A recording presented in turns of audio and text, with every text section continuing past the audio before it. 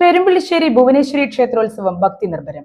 നിരവധി ഭക്തർ ഉത്സവ ആഘോഷത്തിൽ പങ്കെടുത്തു. വ്യാഴാഴ്ച രാവിലെ ഗണപതി ഹോമം, കലശപൂജ, കലശാഭിഷേകം തുടങ്ങിയ വിശേഷൽ പൂജകൾ നടന്നു. ക്ഷേത്രം തന്ത്രി CK നാരായണൻകുട്ടി വിശേഷൽ പൂജകൾക്ക് മുഖ്യ കാർമ്മികനായി. രാവിലെ 11 മണി മുതൽ ഉച്ചയ്ക്ക് 2 മണി വരെ പ്രസാദ ഊട്ട് വിതരണം ചെയ്തു. വൈകിട്ട് 3-ന് നടന്ന എഴുന്നള്ളിപ്പിന് പെരുവനം സതീശന്മാരാർ നയിച്ച പഞ്ചവാദ്യവും മേളവും അകമ്പടിയേകി.